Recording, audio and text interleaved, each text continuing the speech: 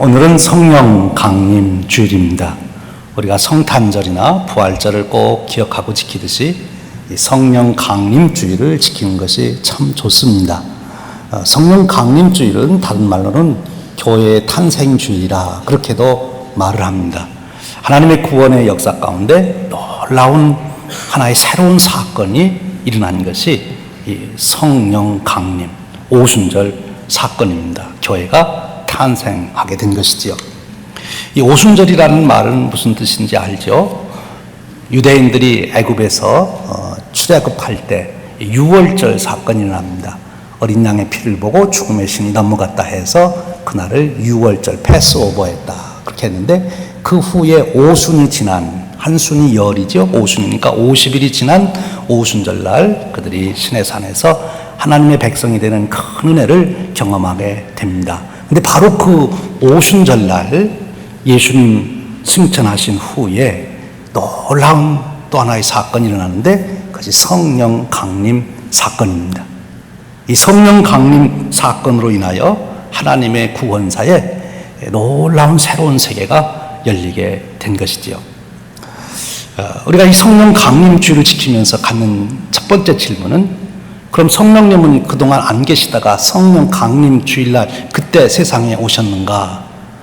그렇지 않지요. 예수님도 태초부터 계시다가 성탄절에 인간의 몸을 입고 오셨듯이 성령님도 태초부터 계시며 하나님의 역사에 함께 일을 하시다가 성령 강림 주일에 임하셔서 그때부터 정확하게 말하면 특별한 일을 하시게 된 것입니다. 그러니까 성부 하나님께서 구원의 역사를 주관해 오시다가 잠깐 동안 성자 예수님이 오셔서 역사하시고, 이제는 성령 하나님이 오셔서 구원의 완전을 이루기 위해서 역사하시기 시작한 것, 그것이 성령 강림의 의미입니다. 그러니까 성령님은 태초부터 계신 분인데 오순절날부터 특별한 역사를 이루셨다. 그 특별한 역사를 이루셨다고 그럴 때 여러 가지로 설명할 수 있지만 한 가지만 오늘 나누고 싶은 것은, 구약 성경에 나올 그 성령님의 역사는 특별한 사람에게만 임하셨어요. 그리고 특별한 일을 위해서 임하셨어요. 그런데 신약에 와서 이 오순절 사건으로 인하여 모든 사람이 성령님을 받도록, 그리고 항상 성령님께서 역사하시도록, 그렇게 새로운 성령님의 시대가 열린 것입니다. 그러니까 구약 시대에는 성부 하나님이 어찌 보면 좀 주체자가 되시고 성자 하나님이나 성령 하나님은 뒤에서 역사하셨다면, 또 성자 하나님이 역사하실 때는 성부 하나님과 성령 하나님이 뒤에서 역사하셨다면, 이제는 성령 하나님이 전면에 나타나셔서 일하시고 성부 하나님과 성자 하나님이 또 뒤에서 일하시는 때다. 그렇게 설명을 해도 되지 않을까 싶습니다. 정확한 설명은 아니지만 삼위일체의 원리를 우리가 참 설명하기가 힘들어요. 그러나 조금 이해를 돕기 위해서 그렇게 생각해 봅니다. 그러니까 이제 우리가 신앙생활한다 할 때 구약시대에는 누구보다도 하나님을 잘 알아야 됐어요. 그래서 구약성은 끊임없이 하나님이 누군가, 여호와 하나님이 누군가를 드러내시는데, 또 복음서에 와서는 예수님이 누군가를 드러내시기 위해서 여러 말씀이 기록되어 있고 사건이 일어납니다. 근데 이제부터는 우리가 성령님이 전면에 나서서 역사하시는 때니까, 이제 우리의 신앙생활은 누구를 잘 아셔야 되겠습니까? 성부 하나님도 알아야 되고 성자 하나님도 알아야 되지만 성령 하나님을 잘 알아야 되는 것입니다. 그런데 많은 성도님들에게 질문을 해보면 성부 하나님에 대해서는 정확하게 잘 아시는 것 같아요. 우리가 성부 하나님, 그러면 그분은 무엇을 하신 분이십니까? 우선 하늘을 보고 하늘을 창조하시고 온 우주 만물을 창조하시고 나를 창조하신 창조주이십니다. 우리가 그게 잘 알고 있어요. 또 하나님은 역사의 주관자이십니다. 이 부분도 우리가 잘 알지요. 예수님에 대해서도 우리가 잘 알아요. 예수님은 누구십니까? 그러면 하나님의 아들이시고 인간의 몸을 입고 인카네이션 하셔서 이 땅에 오신 우리의 구세주이십니다.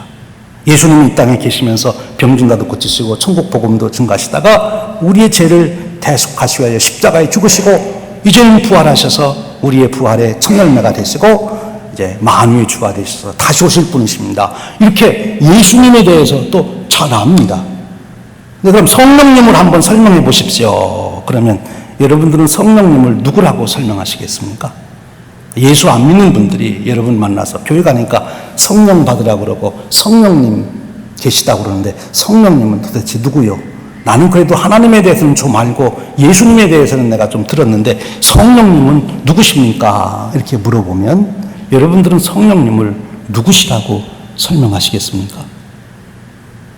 분명하게 그게 여러분들에게 성령님이 누구신지 소개할 그런 것이 있습니까? 사실 사도신경에도 보면 성부 하나님에 대해서 성자 하나님에 대해서 잘 설명해 놓고 성령 하나님에 대해서는 성령을 믿습니다 하고 끝나버렸어요. 그래서 아마 우리가 어쩌면 성령 하나님에 대해서 자세하게 모르지 않는가도 싶어요. 그런데 지금 이 시대는 누구를 잘 알아야 된다고요? 성령 하나님을 잘 알아야. 성령 하나님을 세세하게 아는 사람일수록 이 시대에 신앙생활을 잘 할 수 있고 신앙의 축복을 누릴 수 있다 하는 것입니다. 성령 하나님은 누구십니까? 성령 하나님이 누구신가 하는 질문을 놓고 우리가 그 답을 찾는 중에 가장 정확하고 가장 정답을 찾을 수 있는 길이 하나 있는데 그것은 예수님께 물어보는 거죠. 물론 다른 사람들이 성령님에 대해서 계시한 거니까 다 하나님의 말씀으로 그 진리를 담고 있지만 그래도 예수님께서 성령님에 대해서 설명해 주셨다면 그것이 최종 전론이 아니겠습니까? 그렇죠. 예수님이 계시의 완성자세요. 구약의 모든 말씀은 예수님의 말씀으로 결론이 납니다. 완성됩니다. 그러니까 예수님이 종말적 계시다, 마지막 계시다, 계시의 완성자. 그러니까 예수님이 가르치심이 끝난 거예요. 그래서 우리가 오늘 또 성령님에 대해서 우리가 알고자 할 때 예수님의 가르치심 속에서 우리가 보고자 하는 겁니다. 예수님이 지금 요한복음 14장에서 성령님에 대해서 설명해 주시고 있어요. 왜냐하면 제자들에게 그것이 꼭 필요하기 때문에 그렇습니다. 예수님이 마지막 십자가를 앞에 놓고 제자들을 모아놓고 여러 귀한 말씀을 해주세요. 십자가를 앞에 놓고 하는 말씀이니까 굉장히 귀한 말씀들을 하시지 않겠어요? 여러 주제가 나오는데 제일 많은 양을 차지하는 게 무엇인가 하면 성령님에 대한 소개예요. 성령님. 왜 그렇습니까? 이제 예수님이 가시면 그 다음에 예수님으로서 누가 오셔서 역사하시는가 하면 성령님이 오시기 때문에 예수님이 지금 성령님에게 바톤 터치를 하고 이제 가셔야 되기 때문에 뒤에 오시는 성령님을 잘 소개해 주시고 있어요. 그 소개를 하게 된 배경은 이렇습니다. 예수님이 자꾸 어디로 간다고 그러니까 제자들이 불안해졌어요. 지금 시국도 이런데 예수님이 절대 난 떠나지 않고 너희들하고 함께 있겠다. 이래도 지금 불안할 판인데 예수님은 자꾸 어디로 가신다고 그러니까 어디로 가십니까? 그러니까 글쎄 너희들은 잘 모르지만 간다. 이런 말씀을 하시니까 아주 불안해진 거지요. 불안해졌던 제자들에게 말씀하시는 거예요. 내가 가지만 또 다른 보혜사가 와서 너희들하고 항상 함께 있을 것이다 라고 말씀하는 겁니다. 오늘 말씀 본문 중에서 가장 중요한 핵심되는 말씀은 16절 말씀이에요. 내가 아버지께 구하겠으니 그가 또 다른 보혜사를 너희에게 주사 영원토록 너희와 함께 있게 하리니. 이 말씀입니다. 이 말씀의 비밀을, 이 말씀의 은혜를 깨달아야 우리가 바른 신앙생활, 온전한 신앙생활, 또 우리 편에서 말한다면 축복받는 신앙생활을 할 수 있는 것입니다. 여기에서도 중요한 말씀은 또 다른 보혜사라는 용어입니다. 예수님이 성령님을 소개하면서 또 다른 보혜사라고 그랬어요. 그러니까 또 다른 보혜사라는 말은 보혜사가 있는데 또 다른 보혜사가 있다, 그런 말이에요. 근데 여기 다른이라고 하는 말이 참 중요한데 헬라어에 보면 다른이라는 말이 알로스라는 말이 있고 헤테로스라는 말이 있어요. 헤테로스라는 말은 두 개 다른 것이 전혀 다른 거를 말하는 거예요. 이 마이크하고 여기 컵하고 전혀 다른 거죠. 이걸 헤테로스라고 그래요. 같은 게 아니에요. 근데 여기 왼쪽 마이크하고 오른쪽 마이크는 왼쪽 마이크가 있고 오른쪽도 다른 마이크가 있는데 이것은 다르지만 어때요? 똑같아요. 앞에서 봐도 똑같고 뒤에서 봐도 똑같고 키도 똑같고 값도 똑같고 다 똑같아요. 지능도 똑같고. 이게 똑같은데 다르다고 하는 것을 알로스라 그러는데, 바로 성령님은 예수님과 똑같은 분이시라 그런 뜻이에요. 예수님이 보혜사신데 성령님은 다른 보혜사. 그러니까 예수님하고 똑같은 분이 성령님이신 겁니다. 그러니까 예수님이 지금 제자들과 함께 있으면서 그들을 진리의 길로 이끄시고 그들에게 은혜를 베푸셨는데, 이제 성령님이 오셔서 그 역할을 그대로 해 주실 것을 말씀해 주신 거예요. 이 말씀 속에서 우리가 몇 가지 중요한 성령님에 대한 원리, 지식을 우리가 가져야 됩니다. 첫 번째로는 예수님이 보혜사 성령님을 또 다른 보혜사라 이렇게 말씀하실 때, 우리가 성령님에 대한 바른 이해를 해야 되는데, 성모님들 중에 성경을 열심히 읽으신 분들 중에 성경을 안 읽으신 분들은 그런 생각도 안 하세요. 거기 그렇게 오해할 일이 없으니까. 근데 성경을 잘 읽으신 분 중에 성령님이 누구냐 그러면 성령님은 불입니다. 성령님은 바람입니다. 성령님은 생수입니다. 성령님은 이렇게 해서 성령님에 대한 비유로 말씀하신 여러 이야기를 아는 사람은 혼돈을 하는 거예요. 성령님이 바람이라고 그러는데 그럼 성령님은 물건인가? 이렇게 생각을 해요. 여기서 우리가 먼저 바로 알아야 될 것은 성령님에 대해서 바람이다, 불이다, 생수다 뭐 이렇게 설명한 거는 성령님의 성격을 설명하기 위해서 우리에게 알아듣도록 비유로 말씀하신 거고, 성령님은 인격자라고 하는 거예요. 예수님이 인격자이듯이 성령님도 인격자라고 하는 것입니다. 그럼 그 인격자라고 하는 말을 좀 더 쉽게 설명하면 이런 거예요. 예수님은 지식을 가지고 있으십니다. 성령님도 지식을 가지고 있으세요. 성령님도 하나님까지도 다 통달하신다. 우리 사정도 다 아신다. 아시는 분이에요. 근데 성령님은 또한 감정을 가지고, 예수님도 슬피 우셨듯이 성령님도 슬퍼하신다고, 근심하신다고 말씀하세요. 성령님도 감정을 가져야 해요. 예수님도 십자가를 지시려고 뜻을 정하고 가셨듯이 성령님도 성령님의 뜻대로 일을 행하신다고 말씀하고 계세요. 그래서 이 지정의의 성격을 가진, 그 요소를 가진 존재를 우리가 인격자라 그렇게 얘기해요. 그런데 성령님도 그러시다는 거예요. 예수님과 똑같은 분이세요. 여기서 우리는 성령님과 우리의 관계를 어떻게 해야 되는가 하는 중요한 원리를 깨닫게 되는 것입니다. 우선 그 성령님과 우리의 인격자이신 성령님과 우리의 관계를 어떻게 해야 되는가 하는 것을 말씀 나누기 전에, 그럼 예수님께서 가시고 보혜사이신 예수님이 이제 부활승천하시고 또 다른 보혜사이신 성령님이 강림하셔서 그럼 하실 일은 무엇이었는가 하는 것입니다. 그걸 아는 것이 참 중요하죠. 성령님이 오셔서 하실 일이 무엇인가 하는 것입니다. 성령님은 돕는 자입니다. 돕는 자. 또 성령님은 교사가 되십니다. 성령님은 또 위로자가 되신다. 그렇게도 말합니다. 그리고 성령님은 대언자, 대언자라고 말합니다. 우리 대신 말씀해 주시는 중보자라 그렇게도 말씀하는 거죠. 성령님은 우리를 상담해 주시고 위로해 주시는 분이시다. 그런 뜻입니다. 성령님이 그런 역사를 이루시기 때문에 우리가 그것을 우리의 삶에 적용해서 본다면, 성령님을 우리가 경험하려면 바로 이와 같은 사건이 우리에게 일어날 때 성령님이 내게 오셨구나 하는 걸 알 수 있어요. 성령님이 오셔서 자기의 역사하고 있는데도 어떤 분들은 성령님이 자기에게 오셔서 역사하는지 안 하는지를 모르는 분들이 계세요.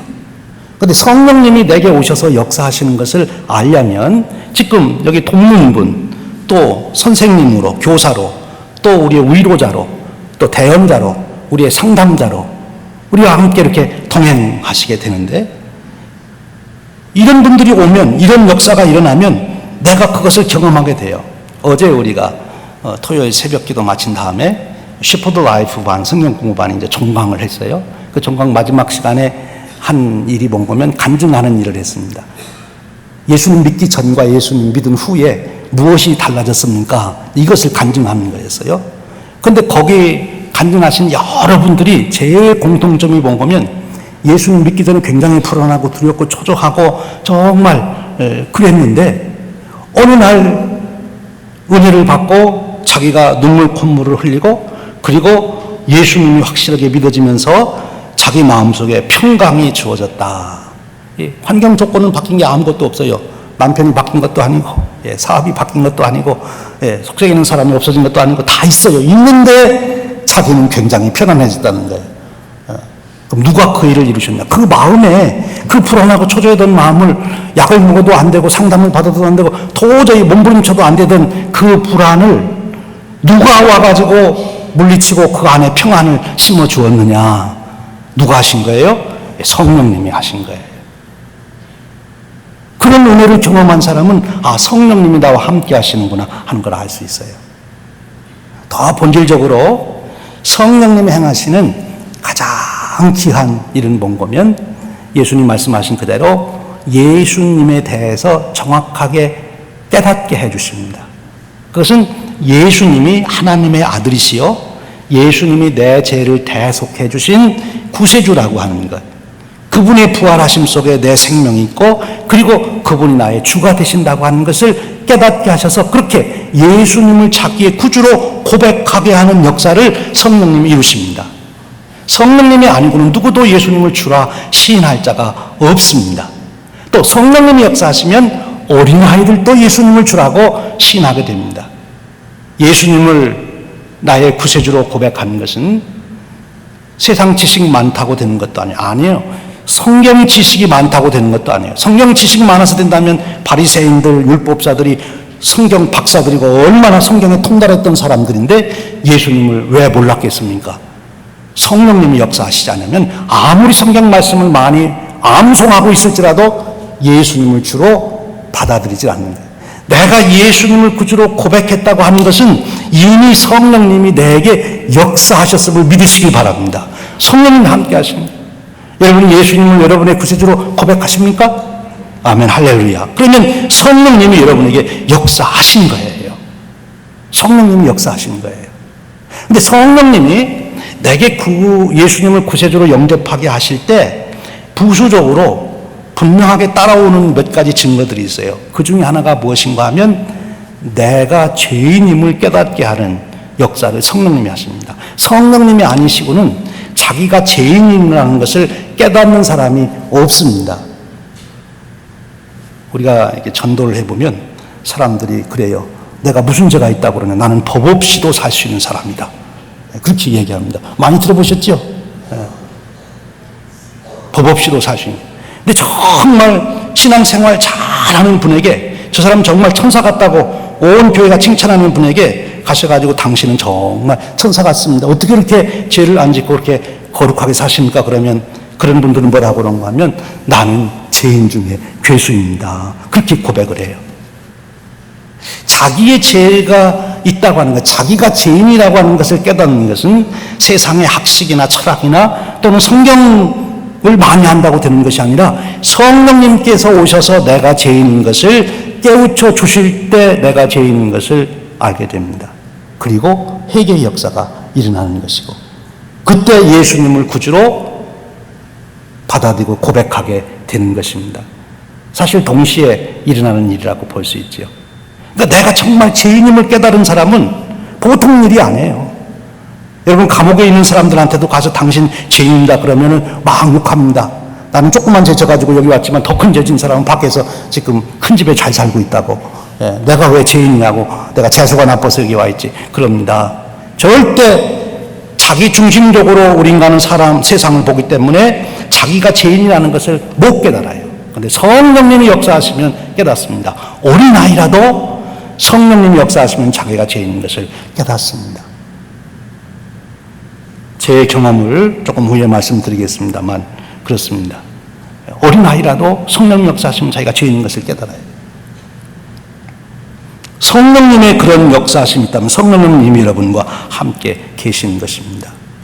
그러면 그런 성령님이 단순히 예수님을 구주로 영접하게 하시고 내가 죄인임을 깨달아 하게 될 뿐만 아니라 우리를 온전하게 만들어 가시는 구원의 완성을 이루시는 분이 성령님이신데, 그러기 위해서는 성령님이 하시는 여러 일들이 내게 때를 따라서 경험이 돼야 돼요.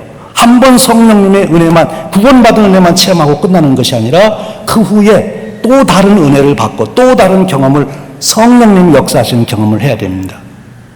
아주 크게 나누면 나라고 하는 존재를 깨닫는, 그래서 구원에 이르게 하는 그런 축복을 받아야 되지만, 또 하나는 성령님이 내게 주시는 은사와 사명을 깨닫고 내가 어떻게 인생을 살아야 되는지, 성령님 나를 어떻게 쓰시는지 그것을 또 깨달아야 되는 거지요.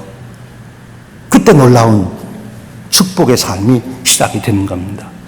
그럼 어떻게 해야 그런 성령님을 우리가 경험할 수 있느냐 하는 것입니다. 사모함입니다. 우리가 할 수 있는 것은 사모하는 거예요. 여러분, 오순절날 성령 강림 사건이 일어나고 하나님의 구원의 역사는 예루살렘을 벗어나 온 세계를 향하여 퍼져가는 놀라운 역사가 일어났는데, 그때 성령님이 임하셨기 때문에. 근데 성령님이 놀고 있는 자들에게 성령님이 임하셨습니까? 아니죠. 그들이 예수님이 약속하신 것을 기다렸어요. 승천하시는 열흘 동안 모여서 열심히 기도했어요. 사도행전 1장 14절에 보면 예수의 어머니와 또 다른 형제들 그리고 사도들 모여서 열심히 사모하고 기도할 때 성령님이 약속한 시간에 임하셔서 놀라운 역사를 사모함입니다. 구약 성경에도 끊임없이 우리에게 가르쳐주는 말씀은 사슴이 목말라서 시냇물을 찾듯이 내 영혼이 주님을 찾게 갈급합니다. 성령님 내게 오시옵소서, 내게 오시옵소서. 이 갈급함이 있을 때 성령님은 내게 특별한 사건으로 임하게 되는 것입니다. 우리에게 그런 갈급함이 있어야 돼요. 그런데 우리 사람은, 학자들이 분석해 보니까 국민소득 5천 불만 되면 자기 멋대로 인생을 살 수 있는 것처럼 생각하고 성령님의 도움이 없이도 살 수 있는 것처럼 착각하게 된답니다. 그래서 여기 연소득 5천 불 이상 되시는 분들은 은근히 성령님 없이도 나는 살 수 있다 이렇게 생각하고 계실 수도 있다는 거예요. 사탄이 그렇게 우리를 돈 가지고, 또 성령님 없이도 살 수 있지, 너 지금 돈 그렇게 버는데 그거 가지면 충분히 살지, 너 그만큼 공부했으면 그거 가지면 살지, 성령님의 도우심이 왜 필요하냐. 성령님을 사모하지 못하도록 하는 거예요. 앞에서 성령님은 인격자라고 그러셨어요. 예수님이 인격자이기 때문에 예수님을 사모하고 찾아오고 예수님을 쫓아오는 자들을 절대 거역하지 않냐고 그들을 환영했어요.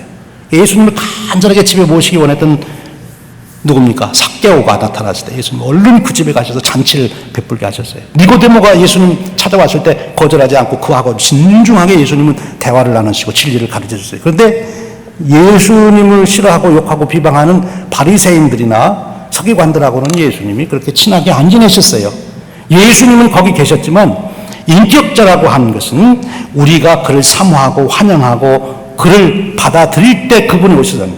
여러분 친구가 인격자이기 때문에 여러분의 친구가 여러분을 환영하고 기뻐하면 여러분 자주 만나주고 집에 오지만, 여러분들이 미워하고 뒤에서 이상한 소리하고 돌아다니면 그 집에 갑니까? 안 가지요. 안 가지요.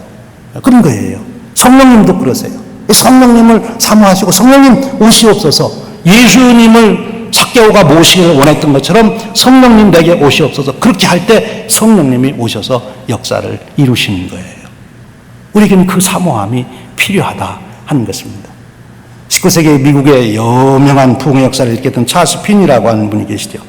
그분은 변호사셨었는데 그 변호사 사무실 뒤에다가 이제 기도처를 두고 거기서 간절하게 기도했어요. 근데 그분은 모디 목사님은 뭐 나무 뿌리를 뽑아야 된다고 그래가지고 막 뜨겁게 기도했지만 찰스 핀이라고 하는 분은 그렇게 기도도 아니 하셨던 것 같아요. 그분은 설교할 때도 그냥 원고를 읽듯이 조용했는데 놀라운 역사가 일어나는 분이죠. 본인도 아마 성령 받을 때 그렇게 받은 것 같아요. 그러나 그분 마음속에 간절히 사모하는 마음이 있었습니다. 성령님이 그에게 임하셨어요. 그래서 그가 놀라운 부흥의 역사를 이루어 갑니다. 제 인생을 통해서도 성령님이 저에게 어떻게 하셨는가 보면, 제가 중학교 때 어른들 부흥회에 중학생이 참석했는데 정말 은혜를 받았어요. 그런데 그날 새벽에 그렇게 기도하고 콧물 눈물 다 흘리며 내가 죄인인 것을 깨닫고 나중에 눈 떠보니까 어른들은 아무도 없더라고요. 그때 중학생인데 뭐 그렇게 지가 많겠어요. 저는 그래도 착한 학생이라고 그래도 칭찬을 받던 사람인데. 예. 그런데 성령님께서 오셔서 깨우쳐 주시는 거죠. 제가 얼마나 죄인인지. 그 죄를 주님께서 사해 주셨다고 하는 은혜가 얼마나 그냥 감격적으로 와닿는지. 예. 그렇게 보냈어요. 그러다가 이제 고등학교 시절에는 또 한 번 은혜를 받는데, 제가 원래 신학교 갈 마음이 조금 있다가 고등학교 들어가서 아이고 목사가 힘들으니까 다른 거 해야 되겠다 하고 이제 다른 거 하려고 꿈꾸고 있었죠. 그러다가 다시 전도서를 읽으면서 제가 이제 신학교를 가야 되겠다 또 이렇게 결심을 하게 됐는데, 그때 또 한 번 하나님께서 저를 부르시는 그런 은혜를 경험하게 됩니다. 그리고 또 한 번 경험이 있는데, 제가 신학교 다닐 때예요. 여러분 잘 기억하실 거예요. 박정희 대통령이 죽고, 그리고 한국이 아주 불안하고 온 대학마다 데모하고 공부는 하나도 못하고 온 나라가 아주 들끓을 때, 저도 그 중에 하나였어요. 이제 데모가 다 끝나고 새로운 정권이 들었으니까 데모하던 사람들 다 잡아서 군대 가고 뭐 학교에서 다 제적되고, 우리 친구들도 많이 제적이 되고 군대 가고 이제 그런 상황이에요. 그러니까 정말 계속해서 목사를 해야 되나 하는 생각이 아주 저에게 들어올 때, 세상을 보면서 굉장히 회의가 있을 때예요. 존경되는 분이 없고, 정말 내가 목회를 해야 되나. 저는 그 당시 군목 후보생이라 학교 졸업하면 나중에 이제 군목으로 가야 될 텐데, 근데 이거 포기하고 그냥 군대나 갈까 하는 생각도 들고. 그래서 제가 학교 중에 그 교수님한테 가서 저는 더 이상 공부를 못 하겠습니다. 제가 하나님하고 결단을 내리고 공부를 하든지 말든지 하겠습니다. 그래서 학교 공부 안 하고 강화도 만이산에 가서 기도를 했어요. 처음에 가서는 잠만 잤어요. 계속 한 3일 잠자다가 그 다음에 이제 기도를 하기 시작하는데, 저기 그때 큰 은혜를 받았어요. 만이산 그 골짜기를 따라 그 꼭대기까지 올라가면서 기도하고 또 기도하면서 하나님께서 그런 중에도 저를 부르셔서 목회자로 세우시겠다고 하시는 그 말씀을, 확신을 제가 갖게 됩니다. 그래서 다시 학교에 들어와서 공부를 계속했어요. 그 세 번의 경우를 통해서 볼 때 성령님께서 저를 만나주시며 이루시는 사건이 그때마다 달라요. 구원의 확신을 주신 은혜, 목회자를 부르시는 은혜, 사명을 가지고 흔들릴 때 다시 세워주시고 붙들어주시는 은혜. 여러분의 인생 가운데서도 성령님께서 한 번 경험하고 끝나는 것이 아니라 여러분의 일생토록 여러분의 인생의 순간순간 마치 죽을 때라도 성령님의 충만함을 받고 죽으셔야 됩니다. 그래야 헛소리 안 하고 마지막 유언을 정말 멋지게 자녀들의 일생을 바꿔놓을 수 있는 유언을 남길 수가 있는 거예요. 성령 충만해야 돼요. 죽을 때도 성령 충만해야 되는 줄로 믿습니다. 그러기 위해서 우리는 성령님을 사모해야 돼요. 성령님 제게 오시길 바랍니다. 삭개오가 주님 모시기를 사모했듯이, 니고데모가 예수님 찾아가듯이 그렇게 사모하는 마음이 있으셔야 돼요. 여러분들이 예배에 나올 때마다, 개인 경건의 시간을 가질 때마다 그 사모함이 여러분들에게 넘치시기를 축원합니다.